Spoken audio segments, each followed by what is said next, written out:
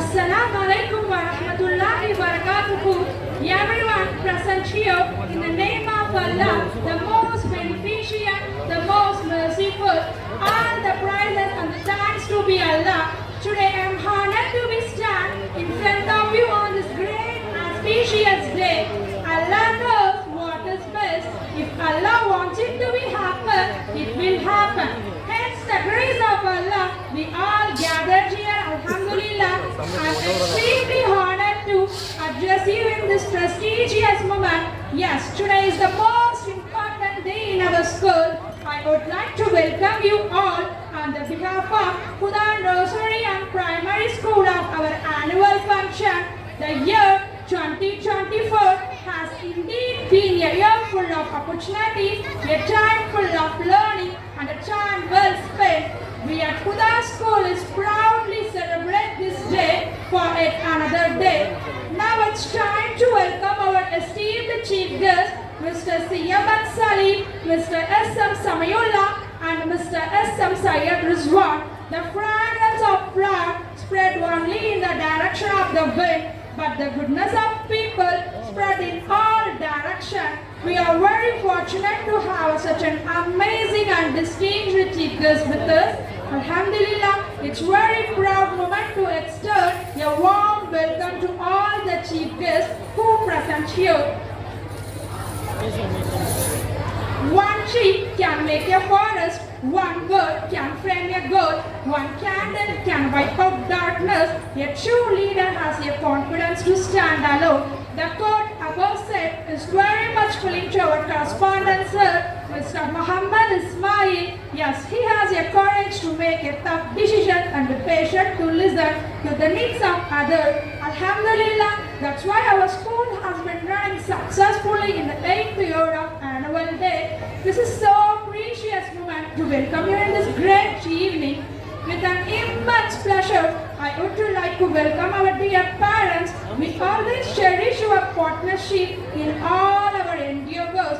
Alhamdulillah, for esteemed presence make us feel proud. Last but not least, a good teacher is always stand up for a good education. A good education can make a good student. A good student can able to make the best environment. And I take this honor and welcome our dear teacher to chisel and shape every student. Make them a great citizen of this society. Alhamdulillah, and says that it's been the 8th year and each year having its own achievement and struggle. Hold on your seat, keep your mobile silent. Inshallah, to you spend your time is going to be valuable and precious. So enjoy this evening. I hope we have a great time. Jazakallah khair. Alhamdulillah. முதல்ல அனைவருக்கும் ஒரு நன்றியை தெரிவித்தாகவே வேண்டும். எங்கள் அழைப்பை ஏற்று வந்திருந்த அனைத்து பெற்றோர்களுக்கும் பிள்ளைகளுக்கும் நம்முடைய சிறப்பு விருந்தினராக வந்திருக்கின்ற அனைத்து உள்ளங்களுக்கும் ஜஸாக்குமுல்லாஹ் அஹ்ஸன் ஜஸா. இவ்வளவு நேரம் பொறுமையாக இருந்ததற்காக நாம் அவளுடன் எதிர்பார்த்த இந்த விழாவின் இறுதி நேரமாக நிறைவை நாம் அடைந்திருக்கிறோம். இப்பொழுது நமது பள்ளியின் சிறப்பு விருந்தினராக வந்துள்ள பைத்துல் ஹிக்மா ட்ரஸ்ட் அண்ட் தமிழ்நாடு முஸ்லிம் கல்வி இயக்கத்தின் ஃபவுண்டர் அண்ட் சமூக நிதி மாத இதழின் ஆசிரியருமான ஏறத்தாழ 20 வருடத்திற்கும் மேல் கல்வி மற்றும் வரலாற்றில் முஸ்லிம் சமூகத்தில் மிக பெரும் விழிப்புணர்வை ஏற்படுத்தி வரும் ஜனாப் சிஎம்என் சலீம் எம்ஏ அவர்களை சிறப்புரையாற்றுவதற்காக அன்போடு அழைக்கின்றோம்.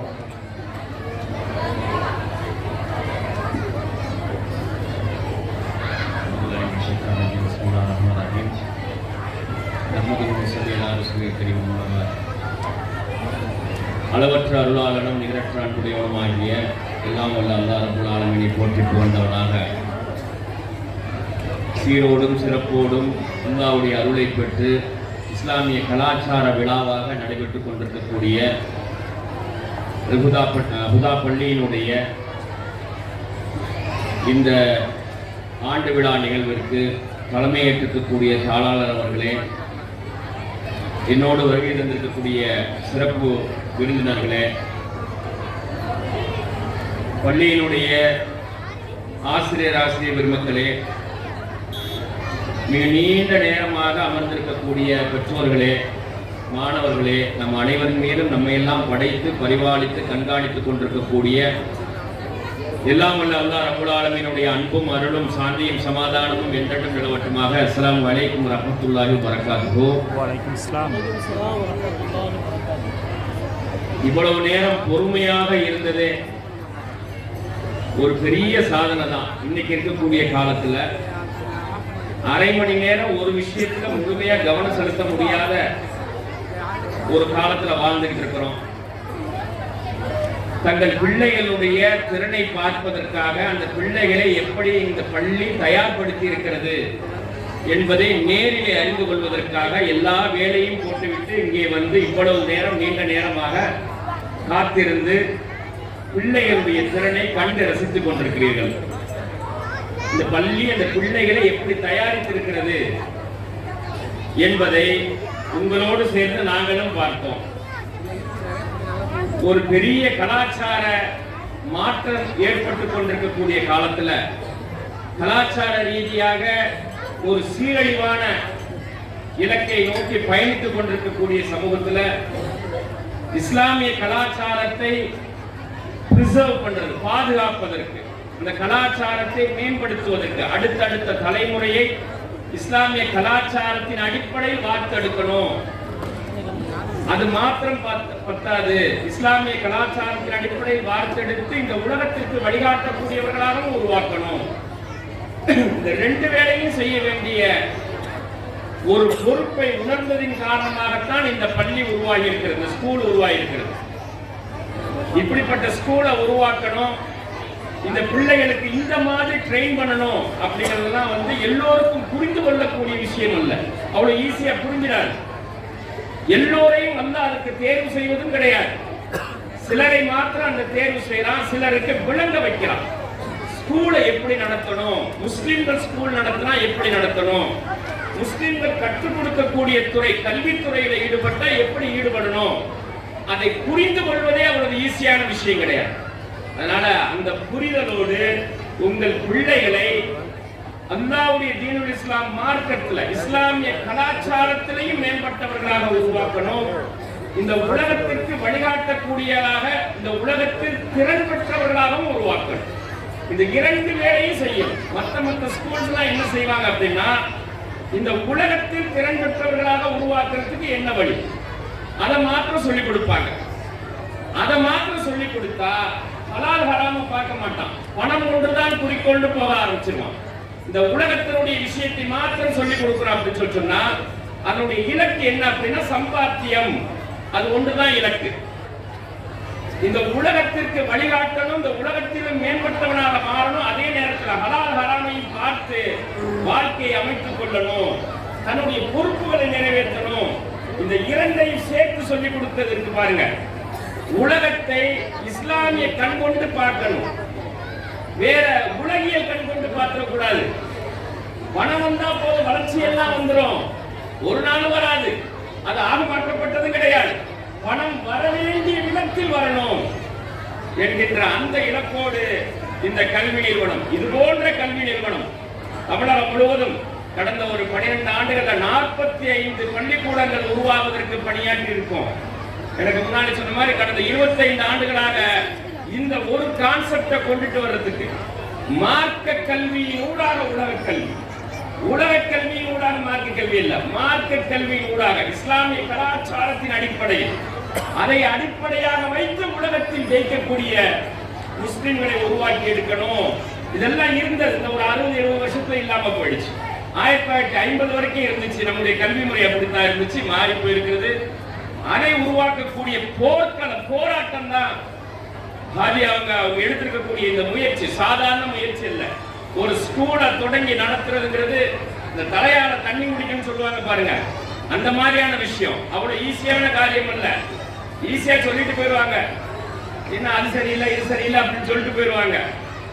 ஆனா எல்லோராலும் இயலக்கூடிய காரியம் அல்ல. ஒரு ஸ்கூலை தொடங்கி நடத்துறது ரொம்ப சிரமத்துக்கு மேல சிரமப்பட்டு தான் நடத்த வேண்டியிருக்கும். பணத்துக்கு மேல பணம் போட்டு தான் நடத்த வேண்டியிருக்கும். கையிலிருந்து காசு போட்டு தான் நடத்த வேண்டியிருக்கும். ஸ்கூல்னாலே அப்படித்தான். அதனால அல்லாஹ் ரப்பல் ஆலமீன் இது போன்ற ஒரு பள்ளியை இந்த மாவட்டத்தில் உருவாக்கி இருக்கிறதுக்கு அவர்களுடைய ஆயுளை அல்லாஹ் நீடித்து தந்து இன்னும் இந்த கல்வி நிறுவனம் மேலும் மேலும் வளர்த்தெடுக்கப்படணும். ஹையர் செகண்டரி ஸ்கூல் வரைக்கும் வரணும். ஏன் வரணும் ஹையர் செகண்டரி ஸ்கூல் வரைக்கும்? அந்த ஹையர் செகண்டரி ஸ்கூல் வரைக்கும் இந்த கான்செப்டை கொண்டுட்டு போகும்போது தான் அடுத்து என்ன செய்யணும் அப்படிங்கிற இலக்கை பதிய வைக்க முடியும். அதனால அவர்களோடு துணை நிற்க வேண்டிய கடமை இருக்கிறது. முதல் பாயிண்ட். 2 விஷயங்களை சொல்லி நான் விரைவாக முடித்துக் கொள்கின்றேன். ரொம்ப நேரம் உங்களை பொறுமையா உட்கார்ந்து இருந்திருக்கீங்க. அல்லாஹ் உங்களுக்கு அருள் செய்யணும். மிக முக்கியமாக இந்த பள்ளி எப்படி கலாச்சாரத்தை உங்கள் பிள்ளைகளுக்கு பயிற்றுவிக்கின்றதோ அந்த பிள்ளைகளுடைய வாயிலிருந்து அல்லாஹ் என்கின்ற அந்த உயிரான வார்த்தையை வெளிக்கொண்டு வந்திருக்கிறார்களோ அந்த ஒன்றுக்காக காலம் முழுவதும் இந்த பள்ளிக்கு கடமைப்பட்டிருக்கிறோம். அந்த ஒற்றை வார்த்தைக்காக அவருடைய கலாச்சாரத்தை இங்கே பேசி காட்டினார்கள். தங்களுடைய ஆற்றலை எல்லாம் வெளிப்படுத்தி காட்டினார்கள். அது ஒன்றுக்காக. இதை நடைமுறைப்படுத்த வேண்டிய பொறுப்பு வீடுகளிலே இருக்கக்கூடிய பெற்றோர்களுக்கு இருக்கிறது. தாய்க்கும் தந்தைக்கும் இருக்கிறது. இங்கே கற்பித்துக் கொடுக்கின்றார்கள், பயிற்சி அளிக்கின்றார்கள். அதை பிராக்டிகலுக்கு கொண்டுட்டு வர வேண்டிய பொறுப்பு தாய் தந்தை இருவருமாக சேர்ந்து. வெறுமன தாய் மட்டுமே உருவாக்கி விட இயலாது. வெறுமன தந்தை மட்டுமே உருவாக்கி விட இயலாது. தாயும் தந்தையும் சேர்ந்து உருவாக்கக்கூடிய பிள்ளைகள் தான் தன்னம்பிக்கை மிக்க பிள்ளைகளாக உருவாக்கி வருவார்கள். ஆண் பிள்ளைகளை பொறுத்த வரைக்கும் பெண் பிள்ளைகளை தாய் ஓரளவுக்கு உருவாக்கிடலாம். ஆண் பிள்ளைகளை தாய் மாத்திரம் உருவாக்க முடியாது. தாயினுடைய அரவணைப்பு வேற, தந்தையினுடைய வழிகாட்டுதலும் அரவணைப்பும் வேற. கட்டாயம் தந்தை அந்த பையனோடு அந்த ஆண் பிள்ளையோடு ஒரு நாளையில 1 மணி நேரம் 2 மணி நேரமாவது பேசணும். அந்த பையனை தொடணும். அந்த பையன் தலையில முத்தம் கொடுக்கணும். அந்த பையனை அரவணைச்சு கொண்டுட்டு போகணும். அவனுக்கு வழிகாட்டணும். இதெல்லாம் ஒரு நாள் நடக்கணும். தாய் அன்பை கொடுக்க முடியும், அரவணைப்பை கொடுக்க முடியும், நம்பிக்கையை ஏற்படுத்த முடியும். தந்தை ஒருவனால் மட்டும்தான் அறிவை கொடுக்க முடியும், சமூகத்தை காட்ட முடியும். துணிச்சல் மிக்க ஆண் மகனாக தந்தை மட்டும்தான் உருவாக்கி எடுக்க முடியும். அதனால தந்தையினுடைய அரவணைப்பு ஆண் பிள்ளைகளை உருவாக்குவதில் ரொம்ப ரொம்ப முக்கியமான தேவை. அடுத்த பாயிண்ட், அந்த பிள்ளைகள் ஆண் பிள்ளையோ பெண் பிள்ளையோ வீட்டில் வளரக்கூடிய பிள்ளைகளுக்கு 3 முக்கியமான விஷயங்களை நீங்க ஃபாலோ பண்ணணும். ஒண்ணு, அவர்களுடைய வாழ்க்கை முறையில கவனம் செலுத்தணும். விரைவாக உறங்கி விரைவாக எழுந்திருக்காத வீட்டில் அல்லாஹ்வுடைய அருள் எடுக்கப்பட்டோம். எப்ப பார்த்தாலும் பிரச்சனையாவே இருந்துட்டு இருக்கோம். நல்லா கவனிங்க. எந்த வீட்டுல சீக்கிரமா நீங்க உறங்கலையோ தூங்கலையோ, அவங்க அத்தா கடை அடைச்சிட்டு வர்றதுக்கு 11 மணி 12 மணி ஆயிடுது. அதுக்கப்புறமா சாப்பிட்டு 1 மணி 2 மணிக்கு படுக்கிற பழக்கம் இருக்கு பாருங்க. எவ்வளவுதான் சம்பாதிச்சாலும் காசு நிற்காது. கணவனுக்கு மனைவிக்கு மத்தியில கருத்து வேறுபாடுகளே இருந்துகிட்டு இருக்கும். பெற்றோர் சொல்வதை பிள்ளைகள் கேட்காது. ஏன்? பரக்கத் அருள் எடுக்கப்பட்டோம். பெருமானார் ரசூலுல்லாஹி ஸல்லல்லாஹு அலைஹி வஸல்லம் சொன்னாங்க, விரைவாக உறங்கி விரைவாக எழுந்திருக்காத வீடுகளில் அல்லாஹ்வுடைய அருள் இருக்காதுன்னாங்க. அதனால சீக்கிரம் தூங்க வைக்கிறதை வழக்கமாக்கி கொண்டுட்டு வரணும். மகத்தான இலக்கை நோக்கி உங்கள் பிள்ளைகளை நகர்த்துவதாக இருந்தால் உணவு, வாழ்க்கை முறை, இந்த 2லும் மாற்றம் வராமல் மகத்தான இலக்கை நோக்கி நகர்த்த இயலாது. வாழ்க்கை முறையில முதலாவது விரைவாக உறங்கி விரைவாக எழுந்திருத்தல். தாய் தந்தையரிடம் அந்த வழக்கம் இருந்தால் மட்டும்தான் பிள்ளைகள்கிட்ட வரும். பிள்ளைகளை மட்டும் கொண்டு போய் சீக்கிரம் படுக்க போட்டா தூங்குவாங்க, நான் தூங்க மாட்டாங்க. அதனால விரைவாக உறங்கி அதிகாலையில் எழுந்திருத்து படிக்க வைக்க, ராத்திரில படிக்க வைக்காதீங்க பிள்ளைகளை. சரியா? அது நமக்கு ஏற்புடைய வழக்கம் கிடையாது. இமாம் கஸ்ஸாலி ரஹ்மத்துல்லாஹி அலைஹி சொன்னாங்க, சிந்தனை, வளமான சிந்தனை பெருகக்கூடிய நேரம் தஹஜ்ஜுடைய நேரம். ஃபஜ்ர் தொழுதுவிட்டு உறங்காமல் அமர்ந்து படிக்கக்கூடிய பிள்ளைகள் சாதனையாளர்களாக மாறுவார்கள். அதனால படிப்பதற்கு விரைவாக உறங்கி விரைவாக எழுந்திருத்ததை வாழ்க்கையாக வழக்கமாக்கி கொண்டுட்டு வாங்க. 1 மாசத்திலே உங்க உடல்ல மாற்றம் ஏற்படும். உங்களுடைய உறவு முறைகள்ல மாற்றம் ஏற்படும். அந்த பிள்ளைகளுடைய அணுகுமுறையில மாற்றம் ஏற்படும். கணவனுடைய அணுகுமுறை, மனைவியுடைய அணுகுமுறை, குணங்கள் எல்லாவற்றிலும் மாற்றம் ஏற்படும். விரைவாக உறங்கி விரைவாக எழுந்திருத்தல். அடுத்த பாயிண்ட், பிள்ளைகளுக்கு பிரார்த்திக்க கற்றுக் கொடுக்கணும். இது சொல்லி தராங்க. துஆ எப்படி செய்யணும், எந்த மெத்தடாலஜில செய்யணும் அப்படிங்கறத. ஆனா தாயும் தந்தையும் பிள்ளைகளுக்கு எப்படி துவா செய்ய சொல்லி கொடுக்கணும் தெரியுமா? அந்த பிள்ளைக்கு எதுல ஆர்வமா இருக்கிறான்னு பார்க்கணும். ஒரு சில பிள்ளைங்க மேத்தமெட்டிக்ஸ் மேல இன்ட்ரெஸ்டா இருக்கும், சில பிள்ளைங்களுக்கு பிசிக்ஸ்ல இருக்கும், சில பிள்ளைங்களுக்கு சயின்ஸ்ல இருக்கும், சில பிள்ளைங்களுக்கு இங்கிலீஷ்ல இருக்கும். எதுல ஆர்வமா இருக்கிறாங்கிறத நுணுக்கமா பார்க்க வேண்டிய பொறுப்பு தாய்க்கு இருக்கிறது. ஈஸியா கண்டுபிடிச்சிடலாம் என் பையன் என் பொண்ணு எதுல ஆர்வமா இருக்குன்னு சொல்லி. அப்படி ஆர்வமா இருக்கக்கூடிய விஷயத்துல அல்லாஹ்ட்ட துஆ செய்ய சொல்லணும். எல்லாத்துக்கும் அத்தாக்கு கேட்கறது, அம்மா கேட்கறது, உறவுகள் கேட்கறது அதெல்லாம் ஓகே. அதை தாண்டி எப்படி துஆ செய்யணும் அப்படின்னு சொன்னா, உனக்கு கணிதத்துல ஆர்வமா இருக்குதா, மேத்தமெட்டிக்ஸ்ல ஆர்வமா இருக்குதா, இறைவா என்ன படைச்ச ரப்பே, கணிதத்தில் இதுவரையிலும் இந்த உலகத்தில் யாருக்கும் கொடுக்காத அறிவை எனக்கு தான். இப்படித்தான் பிள்ளைக்கு சொல்லிக் கொடுக்கணும். மேத்தமெட்டிக்ஸ்ல இதுவரையும் செய்யப்பட்ட எல்லா சாதனைகளையும் முறியடிக்கக்கூடிய ஆற்றலை எனக்கு கொடு, என் பிள்ளைக்கு கொடு. தாய் கையேந்திரா, சஜிதால கேட்கிறா. அல்லாஹ் சொல்றான், என் அடியார்கள் கேட்டு அவர்களை வெறுங்கையோடு அனுப்புவதற்கு எனக்கு வெட்கமாக இருக்கிறான். இதை விட என்ன கேரண்டி வேணும் சொல்லுங்க? முஸ்லிம் சமூகம் அடுத்த தலைமுறை இந்த உலகத்தின் சிறந்த தலைமுறையாக உருவாக்கி எடுப்பதற்கான பவுண்டேஷன். அடியார்கள் கேட்டு வெறுங்கையோடு அனுப்புவதற்கு எனக்கு வெட்கமாக இருக்கிறது. உங்களுடைய எல்லா தேவைகளையும் கேட்டு அல்லாஹ்ட்ட கேட்கிறது என்ன? தன் அறிவுக்கு எட்ட வைக்கும் பிரம்மாண்டமானதை கேட்கணும்.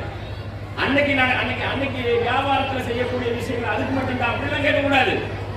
மகத்தானதை கேட்கணும். உங்கள் பிள்ளைகள் உங்களை காட்டிலும் பல மடங்கு அறிவாற்றலை மிகைத்தவர்களாக உருவாகி வருவதற்கு என்ன வழியோ அதை கேட்கணும்.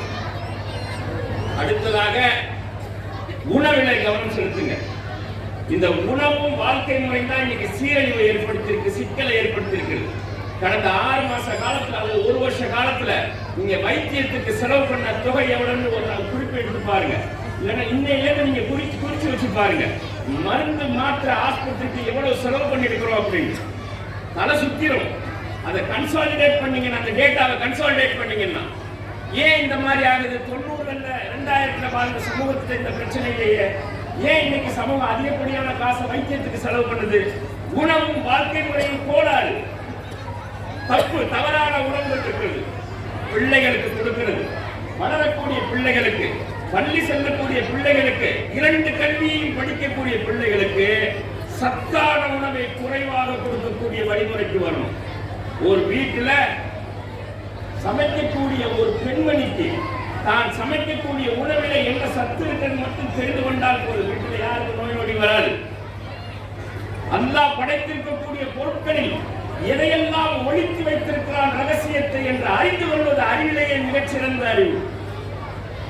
உங்களுக்கு எல்லாம் ஓப்பனா இருக்குது. இதை தட்டினீங்கன்னா தெரியும். கத்திரிக்காயில என்ன சத்து இருக்குது, வெண்டிக்காயில என்ன சத்து இருக்குது, கேரட்ல என்ன சத்து இருக்குது, காலையில என்ன கொடுக்கணும், மதியம் என்ன கொடுக்கணும், மாலையில என்ன கொடுக்கணும், எந்த அளவுக்கு எந்த வயசுல உள்ளவங்களுக்கு கொடுக்கணும். உணவையும் வாழ்க்கை முறையும் சரி செய்யாமல் இந்த பிள்ளைகள் சாதனையாளர்களாக, உங்கள் பிள்ளைகள் சாதனையாளர்களாக உருவாகி வர முடியாது. சம்பாதிக்கிற காசெல்லாம் வைத்தியத்துக்கே போயிடும், சிக்கலை ஏற்படுத்திடும். சொல்லிக் கொடுக்கறதெல்லாம் அவனால புரிஞ்சிக்க முடியாது. அந்த மாதிரியான பிரச்சனைகள் இருக்கு. இறுதியாக இந்த உலகத்தின் உயர்வான சிந்தனைகளை விதைக்கணும்.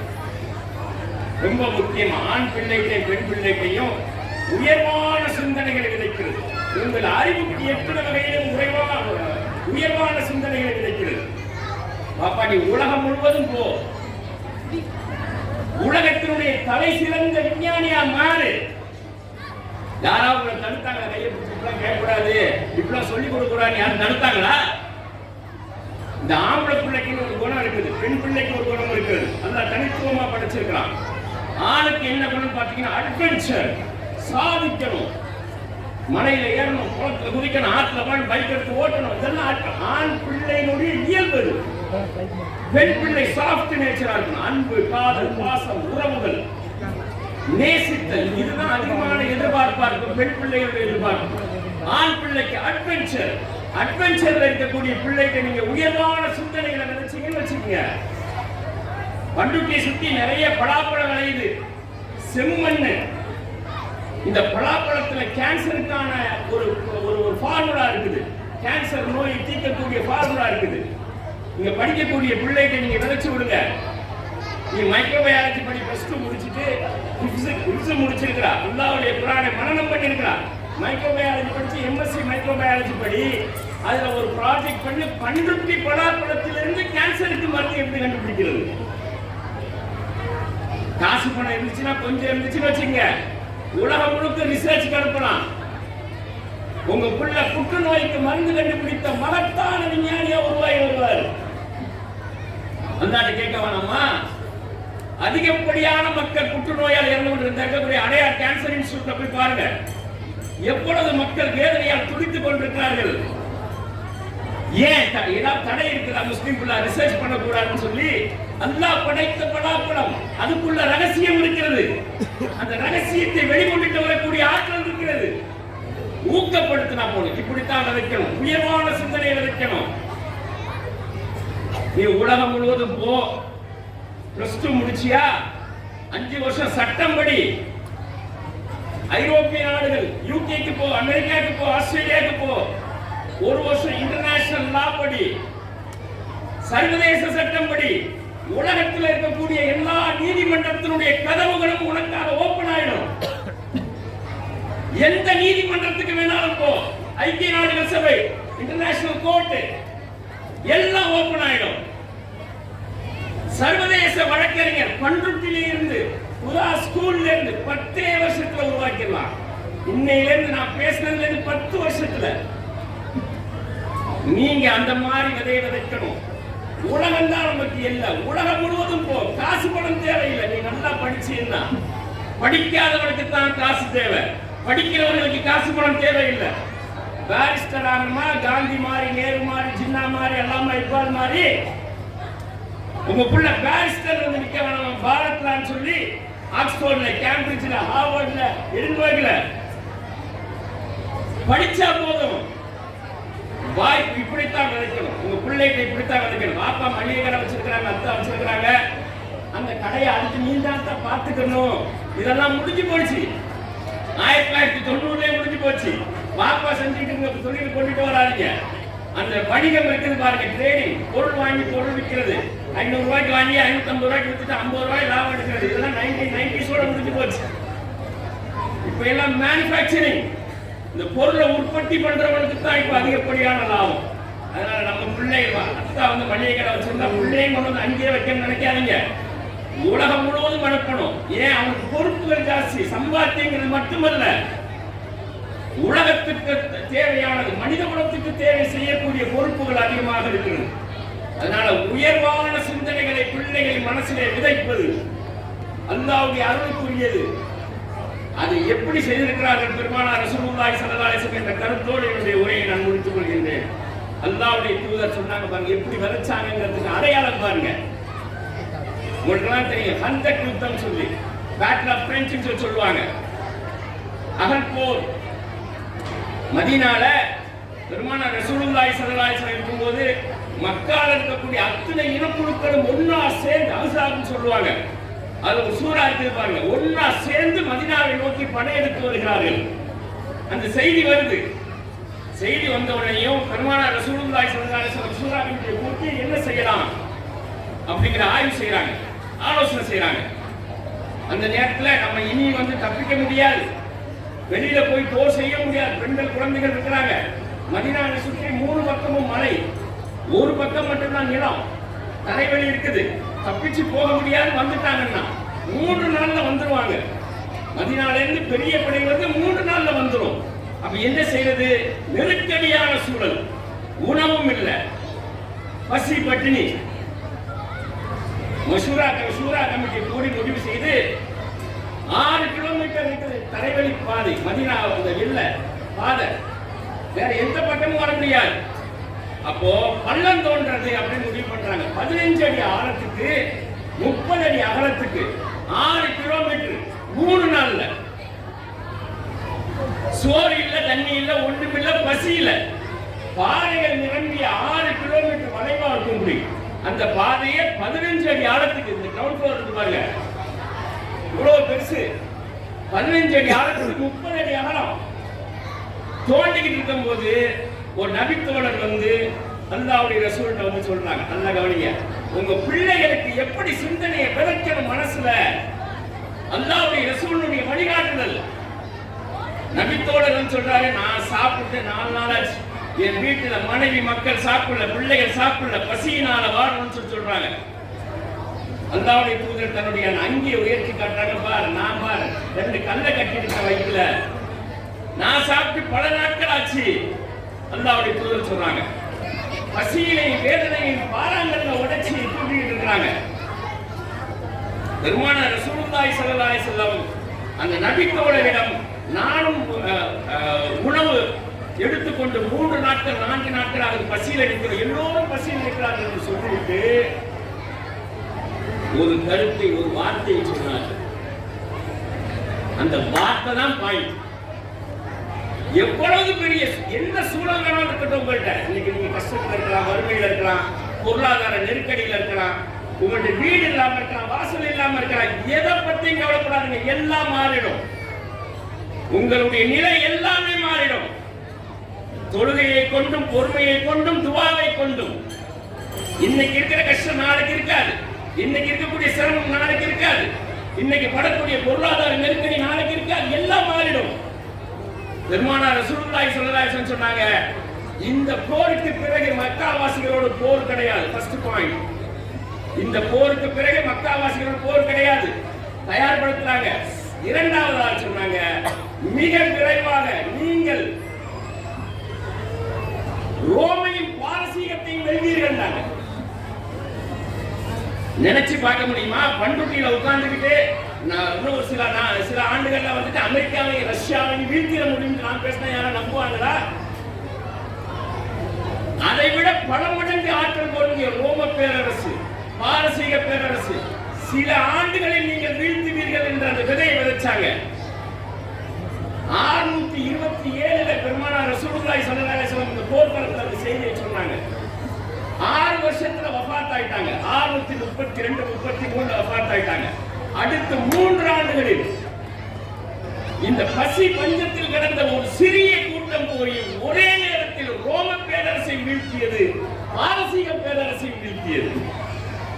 ஜவஹர்லால் நேரு தன்னுடைய உலக வரலாறு புத்தகத்தில் எழுதுறாங்க, இட்ஸ் மிரக்கல், அதிசயங்களில் ஆச்சரியம்.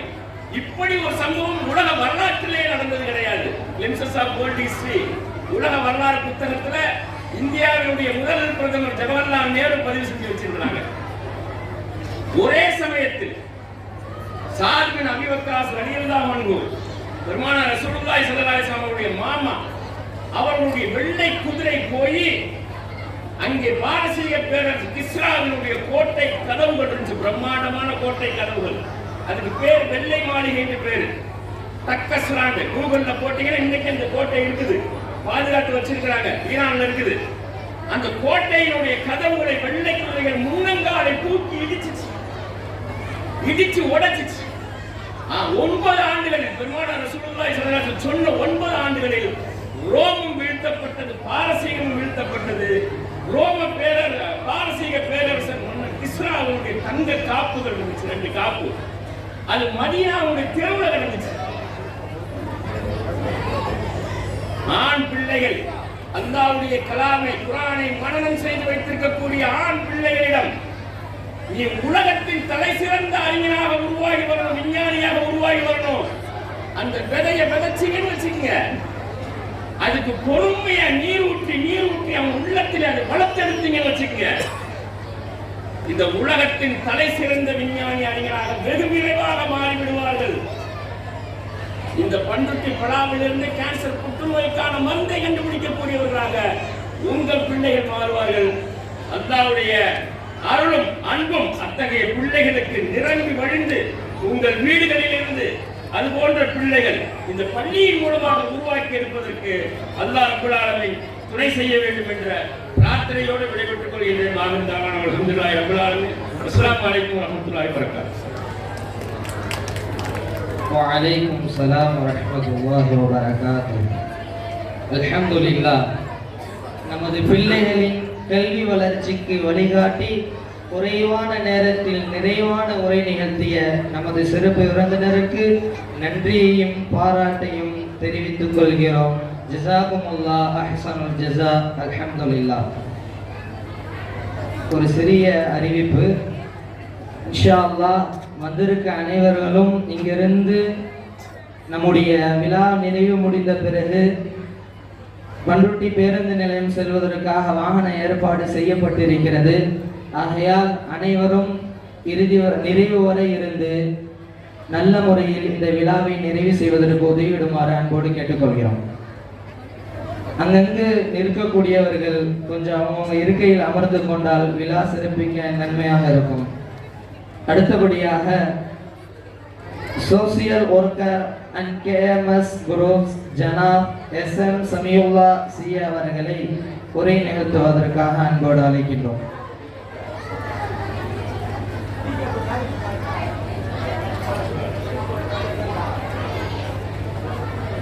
அஸ்ஸலாமு அலைக்கும் வரஹ்மத்துல்லாஹி வபரகாத்துஹு. நஹ்மது வ நுஸல்லி அலா ரசூலில் கரீம். இங்கு கூடியிருக்கும் அனைத்து பெற்றோர்களுக்கும் மாணவ மாணவியர்களுக்கும் உடைய தாளர்களுக்கும் ஆசிரியர் பெருமக்களுக்கும் இறைவனின் சாந்தியும் சமாதானமும் என்றென்றும் உண்டாகும். அல்ஹம்துலில்லாஹ். ஒரு கலந்துன்னு கேட்டார், ஐயா உங்களுக்கு நேரம் அதிகமாக ஆகிட்டுருக்குன்னு நினைக்கிறேன் அப்படின்னாரு. ஐயா இந்த ப்ரோக்ராம் எல்லாமே அல்ஹம்துலில்லாஹ். நான் பல பள்ளிகளுக்கு இந்த மாதிரி சிறப்பு விருது நான் போயிருக்கேன். எல்லாம் பாதுகாக்கணும். முஸ்லீம் சார்ந்த பள்ளிகளிலுமே அங்கே அந்த இசை கச்சேரிகள் அல்லாவுடைய லானத், அல்லாவுடைய கோபம் இறங்கும். அல்ஹம்துலில்லாஹ். இங்கே நான் ஸ்டார்டிங்லேருந்து உட்காந்து ஒவ்வொரு ப்ரோக்ராமும் பார்த்துட்டு இருக்கேன். அல்ஹம்துலில்லாஹ். ஒரு ஹதீஸில் வருது, எங்கெல்லாமோ அல்லாஹ் ரசூலுடைய பேச்சுக்கள் நடைபெறுமோ அங்கே வந்து மலக்குமார்கள் சூழ்ந்து கொள்கிறார்கள். இப்போ நீங்கள் பாருங்கள், நம்மளை சூழ்ந்து மலக்குமார்கள் இருக்கிறாங்க. ஏன்னு கேட்டிங்கன்னா இது ஒரு சாதாரண ஒரு பள்ளியுடைய ஆண்டு விழாவாக இல்லை, இது சீரத்தின் நபி ஸல்லல்லாஹு அலைஹி வஸல்லம் ஆண்டு விழாவாக அமைஞ்சிருச்சு. ஏன்னா 2-3 ஹதீஸ் 2-3 ப்ரோக்ராம் பார்த்தீங்கன்னா நபி ஸல்லல்லாஹு அலைஹி வஸல்லம் சீரத்து நபியுடைய வாழ்க்கை சொன்னாங்க, நபியுடைய சுன்னத்தை பற்றி சொன்னாங்க, குரான் ஹதீஸ். இன்னும் 2வது விஷயம் என்னன்னு பார்த்தீங்கன்னா ஹிப்ஸு படிக்கிற பிள்ளைகளும் இந்த ஆங்கிலேயம் அந்த அங்கிரேஜி இங்கிலீஷ் வந்து சரளமாக பேசலாம் என்ற ஒரு மெத்தடை வந்து இப்போ அல்ஹம்துலில்லாஹ் நல்ல முறையில் காண்பித்தாங்க. எல்லாருக்கும் புரிஞ்சிருக்கும்னு நினைக்கிறேன். அல்ஹம்துலில்லாஹ். இப்போ என்னென்னா நம்ம திறந்து இப்போ எல்லா ஊர்களிலுமே பார்த்தீங்கன்னா அந்த இஃப்திகாருல் ஹுசைன் சொல்கிற ட்ரஸ்ட் மூலிமா மாடர்ன் ஸ்கூல் எப்படின்னு பார்த்தீங்கன்னா துனியாவை சார்ந்து தீனுடைய ஹில் ஹாஜியார் அந்த தரத்தில தான் கொண்டு போயிட்டு இருக்காரு. நம்ம பிள்ளைகளை நம்ம எங்கே வேணால் படிக்க வைக்கலாம், எப்படி வேணாலும் படிக்கலாம். நம்ம முன்ன பேசின போது சொன்னார், டாக்டர் இன்ஜினியர் ஆகிறது பெரிய விஷயம் இல்லை, முழுக்க தீனுடைய வழிபாடு ஏற்றுட்டு ஆகணும். பணம் இருந்தால் பணக்காரன் ஆகலாம், புரியுதுங்களா? பணம் இருந்தால் பணக்காரன் ஆகிடலாம். அது மாதிரி பார்த்தீங்கன்னா நம்ம இல்மு கிடைக்கணும் அப்படின்னா அந்த இல்மு வந்து பார்த்தீங்கன்னா முழுக்க தீனை சார்ந்த அந்த இல்மாக இருக்கும். சாதாரணமாக நம்ம துனியாவோட இல்முக்காக வேண்டிய நம்ம பிள்ளைகள் நினைக்கிறோம், ஒரு CBSE ஸ்கூலில் படிக்க வைக்கணும், ஒரு மெட்ரிகுலேஷனில் படிக்க வைக்கணும். இதை பாருங்க, படிப்பு என்பது அல்லாஹ்வின் புறத்திலிருந்து தையாகிவிட்டது, அல்லாஹ்வின் புறத்திலிருந்து தேர்வாகிவிட்டது. யார் படிப்பாங்க, யார் படிக்க மாட்டாங்க, யாருக்கு என்ன படிக்கணும் அப்படின்னு சொல்லிட்டு நம்ம இன்னைக்கு காலையில் ஒரு ப்ரோக்ராம் ஒரு மதரசால இருந்தது. அவர் மௌலானா சொன்னார், நம்மளுடைய அல்லாஹ் என்னெல்லாம் தேர்வு செஞ்சிருக்கானா நமக்கு என்ன நோய் வரும், நம்ம என்ன மருந்தை எடுத்துக்குவோம், நம்ம எந்த டாக்டரை பார்ப்போம், இது எல்லாமே எல்லாம் தை பண்ணிக்கும். அதனால நம்ம பிள்ளைகளுக்கு குசூசியெல்லாம் நான் சொல்ல விரும்புறது, பெண் பிள்ளைகளுக்கு நம்ம தரமான கல்வி தீனுடைய வழிமுறை கொடுக்கறதுக்கு உண்டான எல்லா ஏற்பாடுகளும் அல்ஹம்துலில்லாஹ் அந்த உதாஸ்குல நம்ம ஹாஜர் பண்ணிட்டு இருக்காரு. நம்ம என்னன்னா நம்ம பெண் பிள்ளைகளுக்கு குசூசியத்தை நம்ம இந்த ட்ரஸ்ட் மூலியமா பெண் பிள்ளைகள் மத்தியில தீனை கொண்டு வந்த வழிமுறைகளை தான் பார்க்குறோம். அதெல்லாம் நம்ம அனைவரையும் பாதுகாக்கணும். ஒரு கடந்த ஒரு 5 நாட்களுக்கு உண்டான ஒரு தகவல், நம்மை சார்ந்த உலக கல்வியில மிக திறமை வாய்ந்த ஒரு இன்ஜினியர், ஒரு டாக்டருடைய 2 பெண் பிள்ளைகள் அந்நிய ஆண்களோட போயிட்டாங்க. அல்ல நம்ம அனைவரையும் பாதுகாக்கணும். பாருங்க, நம்ம சொல்றோம் ஸ்கூல் அந்த மாதிரி இருக்கும், இல்ல அவங்க சேர்ற பசங்க அந்த மாதிரி இருக்கும், நம்ம அந்த மாதிரி பசங்க கூட சேர விடுறது இல்லை, ஸ்கூல் அந்த மாதிரி அப்படிலாம் கிடையாது.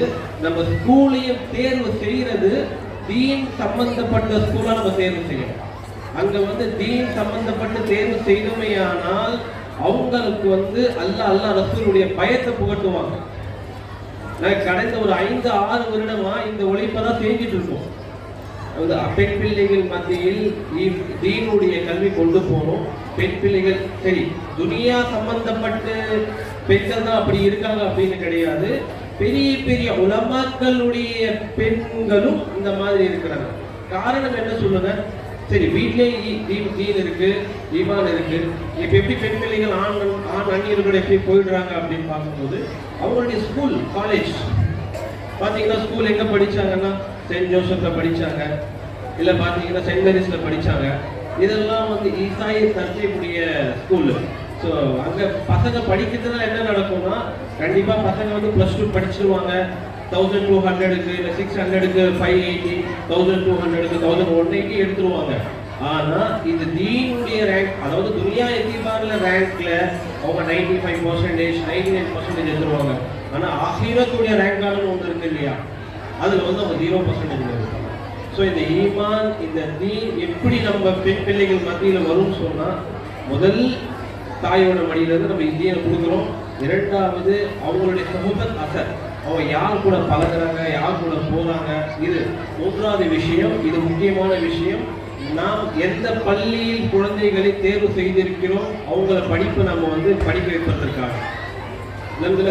தீனுடைய சம்பந்தப்பட்ட பள்ளியில நம்ம சேர்த்துட்டோம்னு சொன்னோம்னா நாம சுத்தமா இருக்கலாம், நிம்மதியா இருக்கலாம். நம்ம பெண் பிள்ளைகள் பள்ளிக்கு தான் போவாங்க, திரும்ப வீட்டுக்கு தான் வருவாங்க. புரியுதுங்களா? இதை தவிர்த்து நாம சிபிஎஸ்சி ஸ்கூல்ல படிக்க வைக்கணும் அப்படின்ற ஒரு கான்செப்ட்ல, அப்படி ஒரு விஷயத்துல நம்ம இறங்குறோமோ சொன்னோம்னா நம்மளுடைய நிம்மதி கெட்டு போயிடும். நான் இது பொதுவா சொல்லணும்னு சொல்லல, இது 5 நாட்களுக்கு முன்ன நடந்த விஷயம். நான் மிக கடின உள்ளத்தோட இந்த விஷயத்தை நான் முன்னாடி பகிர்றேன். அதனால நம்ம முழுக்க நம்ம பெண் பிள்ளைகள் மீதும் குறிப்பாக நம்ம பெண் பிள்ளைகள் மீது இந்த அக்கறையை நம்ம கொண்டு வரும். அல்ஹம்துலில்லாஹ், எங்க தர்த்தீபுக்கான முதல் முறையா வரும்போதே ஹரிசாபுடைய பள்ளி நான் ரவுண்ட்ஸ் பண்ணி பார்த்தேன். நல்ல தர்த்தீப் வச்சிருக்காங்க. இன்னைக்கு காலைல ஒரு ஹதீஸ்லயும் சொன்னாங்க, குழந்தைகளுக்கு அதாவது சின்ன வயசுல இருந்து உலகம் அப்படி அப்பா அம்மா தெரிகிற விஷயத்தில் இருந்து பெண் ஒரு ஆண்கள் தனித்து இப்படிதான் இருக்கணும்ன்ற ஒரு கான்செப்டை போட்டுட்டோம்னு சொன்னா அவன் வயது முதிர்ந்தால் கூட அந்த விஷயத்துல அவங்க தெளிவா இருப்பாங்க. இல்ல நம்ம எல்கேஜி தானே, இல்லை 5th ஸ்டாண்டர்ட் வரைக்கும் தானே பெண் பிள்ளைகள் கோயில்ல படிச்சுட்டோம், நம்ம 6th இருந்து மாத்திப்போம் அப்படின்னு சொன்னா நாம இளம் வயதில என்ன பதியப்படுவோமோ அதுதான் கடைசி வரைக்குமே நடந்துச்சு. அதனால தாய்மார்கள், அதாவது பேரண்ட்ஸுங்க கொஞ்சம் யோசிங்க, நம்ம பிள்ளைகளை எங்க சேர்க்கணும், எங்க படிக்க வைக்கணும். சுசூசியா அவங்களுடைய சொஹபத் அசர், அவங்க யார் கூட எல்லாம் பழகுறாங்க, மேக்சிமம் இந்த சோசியல் மீடியால இருந்து அவங்க தவிர்த்துருங்க. ஏன்னா நாங்கள் 5 நாட்களுக்கு முன்னாடி நாங்கள் அந்த ரிப்போர்ட் அவங்க கிட்ட எடுக்கிறோம், போயிட்டு பேசுறோம் அப்படின்னு பார்த்தோன்னா அவங்க ஒரு ஃபேஸ்புக்கை இன்ஸ்டால பழக்கப்பட்டு அந்நிய ஆண்களுடன் போயிட்டாங்க. அதனால அவங்க மேல நீங்க ஒரு தகுந்த ஒரு நேரத்தையும் செலவழிக்கணும். பேரண்ட்ஸ் தகுந்த நேரத்தை நம் பிள்ளைகள் மீது நேரத்தை ஒதுக்கணும். அவங்களுடைய கஷ்டம், அவங்களுடைய என்ன படிப்பில் என்ன பிரச்சனைகள் இருக்கு, இல்லை பள்ளியில் என்ன பிரச்சனைகள் இருக்கு, இதையெல்லாம் அவங்க கூட நம்ம நேரம் ஒதுக்கினா மட்டும்தான் இது புரியும். அல்ஹம்துலில்லாஹ், நான் திரும்ப ஒரு விஷயத்த சொல்றேன், இந்த அனைத்து ஏற்பாடுகளுமே அல்லாஹ் அவருடைய ரசூலுடைய சார்ந்த ஏற்பாடுகள். இங்க மலக்குமார்கள் நம்மளை சூழ்ந்து கொண்டு இருக்கிறார்கள். நீங்க நினைக்காதீங்க நம்ம 2 மணி நேரம் 3 மணி நேரம் 3 மணிலிருந்து இவ்வளவு நேரம் வீணாக்கிட்டு நினைக்காதீங்க. இது ஒரு இஸ்திமா டைப்ல நடந்திருக்கு. இங்க அனைத்து விஷயங்களுமே துனியா சம்பந்தப்பட்ட எந்த விஷயங்களுமே இங்க நடக்கல. ஆக்சுவலா எனக்கு வேற சஃபர் ஒன்று இருந்தது, ஆஜியார் கேட்டவும் கேட்டாரு. பட் எனக்கு என்ன இந்த விஷயங்கள் பார்க்கும்போது அல்ஹம்துலில்லாஹ் நம்ம எத்தனை பள்ளிகளுக்கு சென்று இருக்கோம். அதாவது முஸ்லீம் பெயர்களுடைய அனைத்து பள்ளிகளுக்கும் நம்ம சென்றிருக்கோம். எங்கேயுமே இந்த தர்த்தீப்ல, தீனுடைய தர்த்தீப்ல ஒரு ப்ரோக்ராம் வைப்பாங்க. ஏதோ ஒரு சின்ன இந்த ஒரு முஸ்லீம் ஸ்கூல் இருக்குன்றதால ஒரு சின்ன ப்ரோக்ராம் வச்சு முடிச்சிடுவாங்க. இங்க அப்படி கிடையாது. ஆரம்பத்திலிருந்து நான் இந்த ப்ரோக்ராம்ல இருக்கேன். அல்ஹம்துலில்லாஹ். முடிகிற வரைக்கும் அல்லாஹ் ரசூலுன்னு ஆரம்பிச்சாங்க, முடிகிற வரைக்கும் அல்லாஹ் ரசூலுன்னு முடிச்சாங்க. நேரத்தின் குறைவின் காரணமாக நான் 2-3 விஷயங்களை சொல்லி நான் முடிச்சிடுறேன். அல்ஹம்துலில்லாஹ். நம்ம ஃபியூச்சர்ல இந்த ஸ்கூல் எஜுகேஷனோட முடிஞ்சது. நெக்ஸ்ட் நம்ம காலேஜ் அல்ஹம்துலில்லாஹ் ஸ்கூல் வெளியே முடிச்சிட்டோம். நம்ம மாணவர்களோ நம்ம பிள்ளைகளோ தீன்தாரியா இருக்கிறாங்க. நம்ம எஜுகேஷன்ஸ் வந்து காலேஜில் வந்து ஒரு நல்ல காலேஜில் கோஎட் காலேஜில் சேர்ப்போம். அந்த மாதிரி ஒரு கேட்டகரிக்கும் அந்த மாதிரி கான்செப்டுக்கும் போகாதீங்க. நல்ல இஸ்லாமிய காலேஜுகள் இருக்குது. பெண் பிள்ளைகளுக்கு தனிப்பட்ட நிறைய கல்லூரிகள் இருக்குது. புரியுதுங்களா? நம்ம சென்னை பக்கம் போய் நிறைய கல்லூரிகள் இருக்குது. அல்ஹம்துலில்லாஹ். அந்த மாதிரி கல்லூரிகளை தேர்வு செஞ்சு நம்மளுடைய பிள்ளைகளை வந்து அங்கே வந்து அட்மிஷன் பண்ணுங்க. அந்த படிச்சோன்னா ஃபியூச்சர்ல பசங்க வந்து தீன்தாரோடைய வளர்ந்தாங்கன்னு சொன்னாங்கன்னா, இப்போ காலையில் ஒரு ஆண்டு விழாவில் ஒரு மௌலானா சொன்னாரு, நம்ம தீன்தாரியுடைய கல்வி நம்ம பிள்ளைங்களுக்கு கொடுத்தோம்னு சொன்னோம்னா அவன் அப்பாவை அப்பான்னு கூப்பிடுவான், அம்மாவை அம்மான்னு கூப்பிடுவான், தங்கச்சின்னு கூப்பிடுவான். கொடுக்க வேண்டிய மரியாதையை கரெக்டாக கொடுப்பான். நம்ம இல்லை தீன்தாரி இல்லாத ஸ்கூல்ல நம்ம சேர்த்துட்டோம், அவனுக்கு துனியாதாரி தான் முக்கியம் சொன்னோம்னா அப்பாவை வாடான்னு கூப்பிடுவான், டேய் அப்பான்னு. இதெல்லாம் எப்படி நடக்கும் அப்படின்னா, இது வந்து நான் எல்லா மாணவர்களும் அப்படி இருக்காங்க அப்படின்னு கிடையாது. இதை தீனை தவிர்த்து நம்ம ஒரு சிபிஎஸ்சி ஸ்கூல்ல படிக்க வைப்போம் நினைச்சோம்னு சொன்னோம்னா, இதை வந்து ஈசாயிகளுடைய உழைப்பு வந்து நம் பெண்கள் மீதும் நம்மளுடைய சமுதாயத்தின் மீதும் ஒரு குறிக்கோளா இருக்குது. அல்லாஹ் நம்ம அனைவரையும் பாதுகாக்க வேண்டும். நேரத்தின் குறைவின் காரணமாக உரையை முடித்துக்கிறேன். வாசகத்தில் அல்ஹம்துலில்லாஹி ரப்பில் ஆலமீன். அஸ்ஸலாமு அலைக்கும் வரஹ்மத்துல்லாஹி வபரகாத்துஹு. வலைக்கும் சலாம் வரஹ்மத்துல்லாஹி வபரகாத்துஹு. அல்ஹம்துலில்லாஹ்.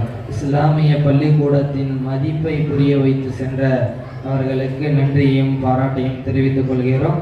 அடுத்தபடியாக chairman of Al Hilal group of institution ஜனாப் SM Syed Rizwan BA LLB அவர்களை அழைக்கின்றோம்.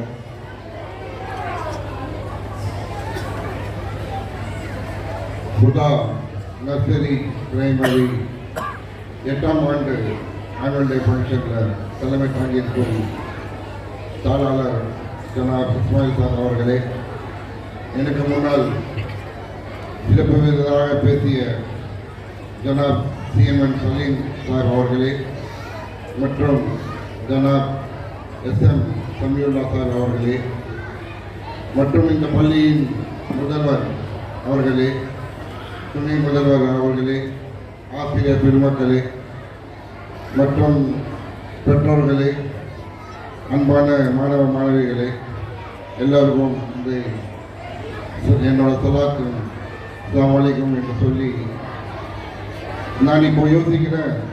எனக்கு முன்னால் பேசிய 2 பேச்சாளர் அவர்கள் எல்லாத்தையும் பேசிட்டாங்க. நான் யோசிச்சது எல்லா விஷயத்தையும் அவங்க எல்லாத்தையும் இங்கே பேசி முடிச்சோடனே என்னோட மைண்ட் வந்து இப்போ காலி ஜெக்கு மாதிரி இருக்கு. நான் நிரப்பி வச்சிருந்த தண்ணியை எல்லாம் அவங்க யூஸ் பண்ணிட்டாங்க. சரி, இப்போ நாம் அதான் யோசிக்கிறது என்னதான் பேசுறதுன்னு. அப்போ CM சலீம் சார் அவர் சொன்னது போல விதையை விதைக்கிறோம். என்ன ஆகணுன்றது நாம விதையை விதைக்கிறோம். இப்போ ஒரு உதாரணமா ஒரு 2023 ஒரு சென்சஸ் ஒரு வெளியே வந்தது. இந்தியாவோட பாப்புலேஷன்ல முஸ்லீமோட பாப்புலேஷன் எவ்வளோ சென்செக்ஸ்ல இருக்குன்னா ஏறத்தாழ 30% முஸ்லீம்கள் இருக்காங்க.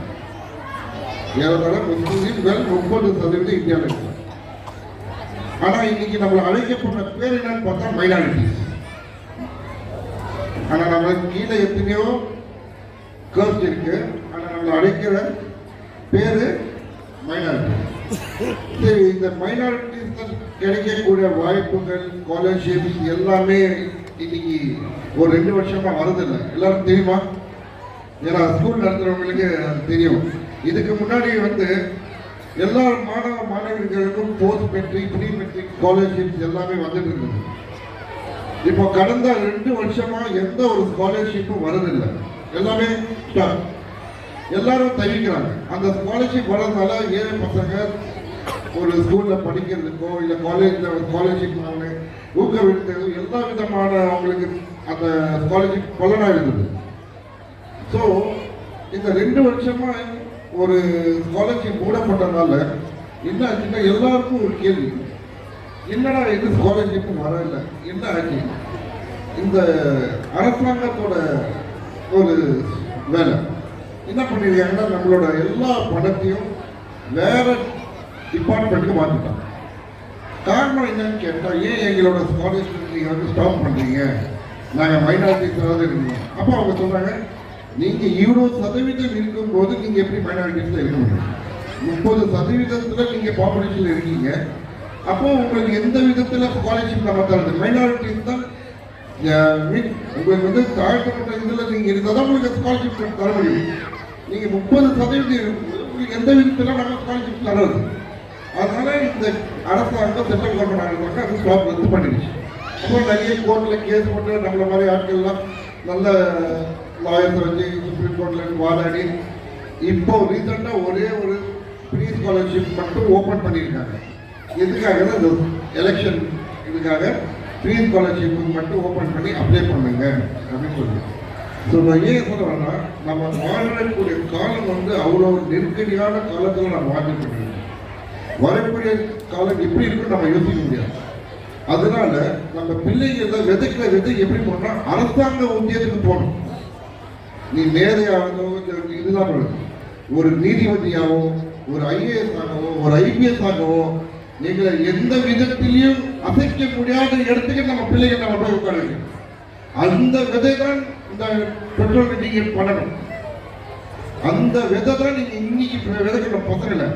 நீ ஆகணும்னா ஒரு நீதிபதியாக தான் ஆகணும், இல்லை ஒரு ஐபிஎஸ் தான் ஆகணும், ஒரு கலெக்டர் தான் ஆகணும், அட்லீஸ்ட் ஒரு அரசாங்க வேலை. இன்னைக்கு வருஷத்துக்கு 10,000 வேலை, வெறும் கவர்மெண்ட் 10,000 வேலை, எந்த வித அறிவிப்பு இல்லாமல் எங்களோட துறை சார்ந்த வேலைகள் ஃபில்லமாக ஆகிட்டு யாருக்குமே தெரியாது. ஒரு டிஸ்ட்ரிக்ட்லையும் எங்களுக்குன்னு ஒரு துறை இருக்கு, சிறுபான்மை நலத்துறைன்னு சொல்லி ஒரு ஆஃபீஸ் இருக்கு. இன்னைக்கு போய் அந்த டிஸ்ட்ரிக்ட்ல ஆஃபீஸ் பார்த்தா ஒரு முஸ்லீம் கூட இல்லை. ஆனா ஆபீஸ் யாருக்கு? முஸ்லீமுக்காக ஆபீஸ். ஒரு வேலைக்கு கூட ஒரு முஸ்லீம் கூட அங்க வேலை இல்லை. எதனால? எங்களுக்கு தெரியவே மாட்டேங்குது, எங்களுக்கு அந்த நாலேஜே இல்லை. இன்னைக்கு கலெக்டரே 10,000 வருஷத்துக்கு 10,000 போஸ்டிங் கலெக்டர் போடலாம், அந்த அதிகாரம் கலெக்டருக்கு இருக்கு. அப்போ எங்க கலெக்டர் வந்தா, எங்களை என் பையன் கலெக்டரா வந்தா நம்ம சமுதாயத்துக்கு எவ்வளவு பயன் இருக்கு? குரூப் 1, குரூப் 2, குரூப் 3, குரூப் 4 எத்தனையோ எக்ஸாம் வருது. அதுல எல்லாம் நம்ம பிள்ளைகளை அப்ளை பண்ண வைக்கணும், பயிற்சி கொடுக்கணும், அரசாங்க வேலைக்கு அனுப்பணும். அதுதான் முக்கியம். நம்மள மாதிரியே நம்மள ஒரு தொழில் செஞ்சோம், போனோம் வந்தோம், ஒரு ரிசர்ச் செய்யலாம். ஆனா இதுவும் ரொம்ப முக்கியம். ஏன்னா நாளைக்கு எங்களுக்கு வந்து சமுதாயம் காப்பாற்றணும்னா அரசாங்கத்துல தெரிஞ்சாதான் நம்மளுக்கு தெரியும், நம்மளால காப்பாற்றிக்க முடியும். நம்மளால தெரியாத ஒண்ணுமே நம்மளால ஒன்றும் செய்ய முடியாது. ஏன்னா எந்த ஒரு அறிவிப்பு இல்லாம எல்லா வேலையும் தானா செஞ்சிடறாங்க. அதனால தயவு செய்து சொல்றேன், இன்னைக்கு விதைக்கிற விதம் உங்க பிள்ளைகளை அரசாங்க வேலைக்கு அனுப்புற மாதிரி சொல்லி அவங்களுக்கு வந்து விதைச்சி அவங்களுக்கு வழிகாட்டியில இருக்கணும்னு சொல்லி ஆசைப்பட்டு அல்லாஹ்வோட துஆ பண்ண கேட்டு விடைபெறுகிறேன். அஸ்ஸலாமு அலைக்கும் வரஹ்மத்துல்லாஹி. அல்ஹம்துலில்லாஹ். சமூகத்தில் அரசாங்கத்தின் முக்கியத்துவத்தை பற்றி பேசி நமக்கெல்லாம் ஆர்வமூட்டியவர்களுக்கு நன்றியையும் பாராட்டியும் தெரிவித்துக் கொள்கிறோம்.